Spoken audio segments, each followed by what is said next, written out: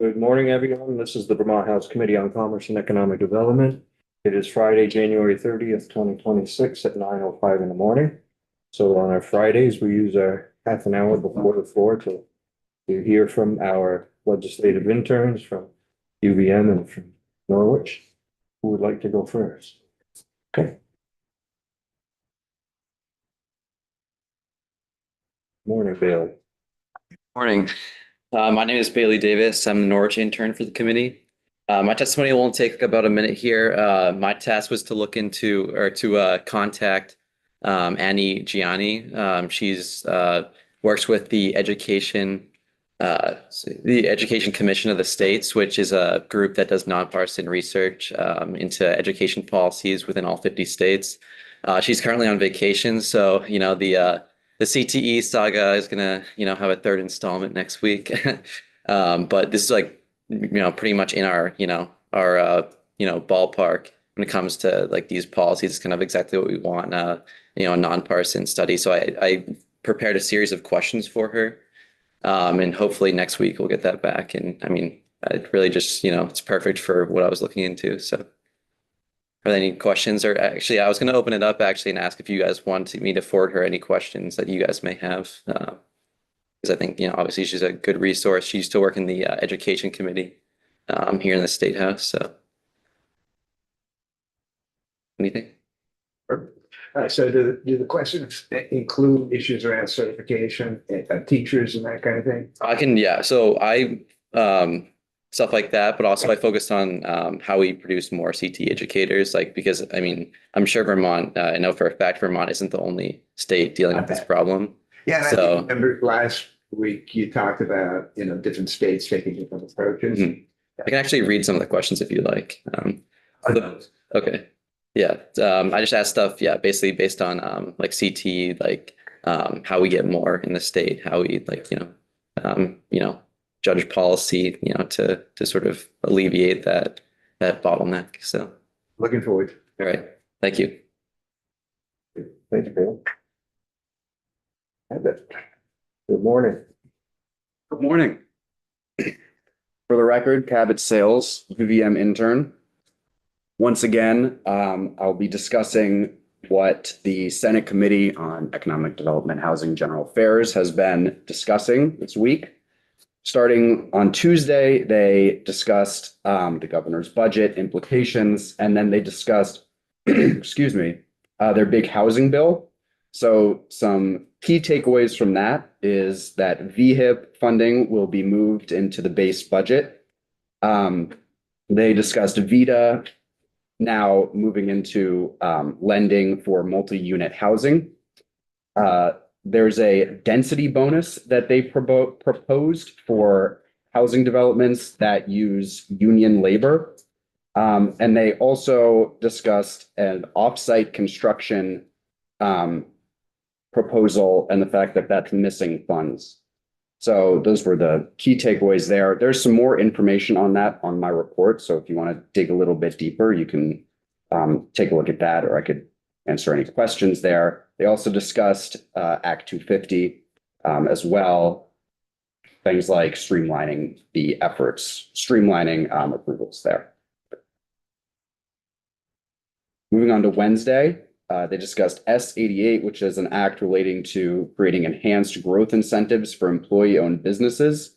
So that would be through VEGI. There are currently two enhanced incentives through VEGI. One of them is for market or labor market areas with above average unemployment, and the other one is for environmental technology businesses. This would add employee-owned businesses as eligible for an enhanced incentive through VEGI. Then they discussed their large economic development bills. The purpose is to strengthen support for Vermont businesses at all stages of development.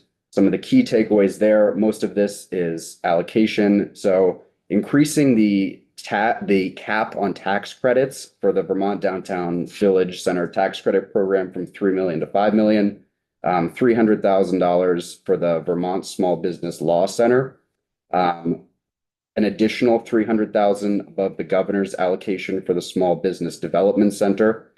They would give $594,000 to the Office of Economic Opportunity for micro businesses, $200,000 for VOREC, $150,000 for the International Business Office, and $3 million for brownfields.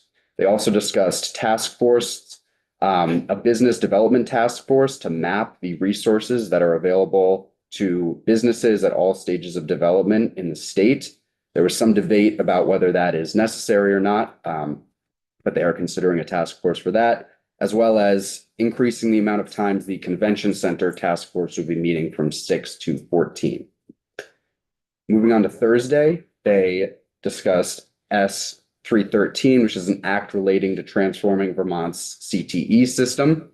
A lot of the same discussion we've been having here about incentives for CTE instructors, getting more CTE instructors working in CTE rather than working in their field.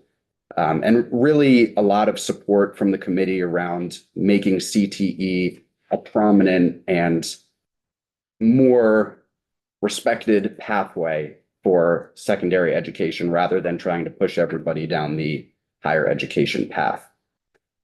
And finally, they discussed S277, which is an act relating to prohibiting mandatory overtime for nurses, specifically 12-hour shifts that have had negative effects on nurses and supposed negative effects on patient care.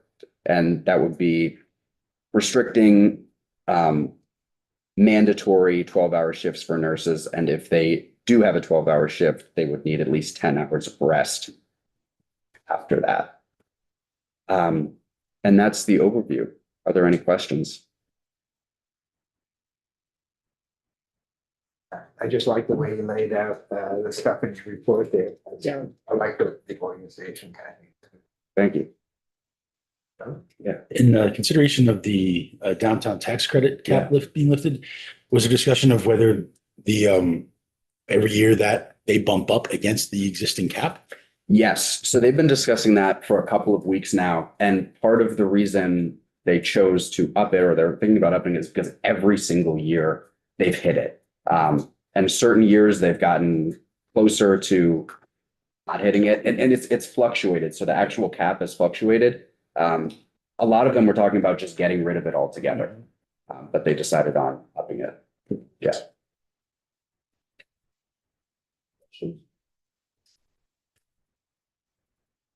Thank you, Kevin. Thank you.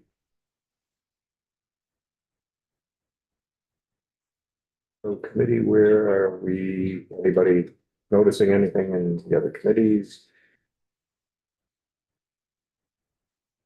GovOps has a workforce bill on dental that we probably should touch base with them on that OPR that we've been talking about for a while.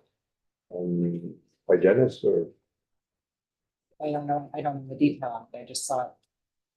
We should have more information about that. Do you have a number? Okay. Anybody else?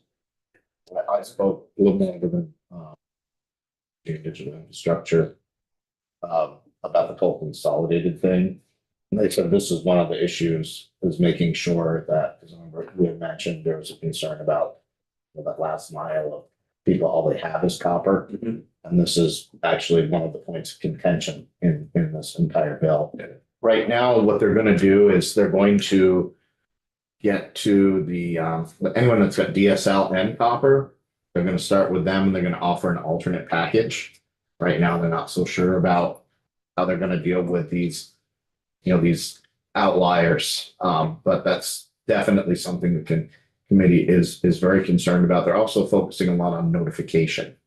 Right now, there's only three organizations that are notified. They want to see these individual people need to be notified when there's all this kind of stuff going on. And I asked them a little bit about the cloud, some of the cloud bill, which Monique, I would defer to her. She knows more about it probably than they do. Yeah, I'm introducing this morning at 10:30. It's basically like that all of our our infrastructure is regulated except for like we have a heavily reliance both personally and business wise and government wise on things like AWS and Google and things like that that store literally all of our data. I mean, even our own emails and our government drive for OneDrive and stuff like that. And it's basically like, should those be regulated, and then kind of tries to address a starting point of what that might look like. First question, can it? Exactly. Yeah. No. It's totally. So it's basically proposed to be adjusted in the Public Utility Commission laws. Yeah. Healthcare, there again, taking up H 583, mostly about private equity acquisition of hospitals and practices. But they also have a non-compete provision that I think you folks have been talking to the chair about. The other bill that they have spent a bit of time this week that I think is an administration bill, H 585, trying to direct it. It seems to be directed at business ability to get insurance for their employees. They're drawing up a few old chestnuts, I would call them, in terms of MIWAs and association plans. But there's some other things that are kind of interesting. Anyway, I just wanted to share because it looks like the bill is primarily focused on, so how can we help businesses with their premium costs? Not saying that those specific ways to do so, not offering a comment.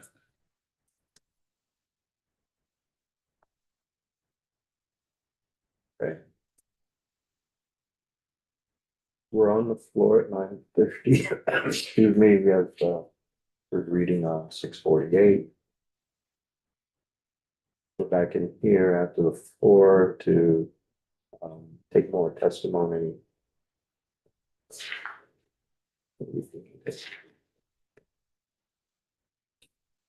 On 211.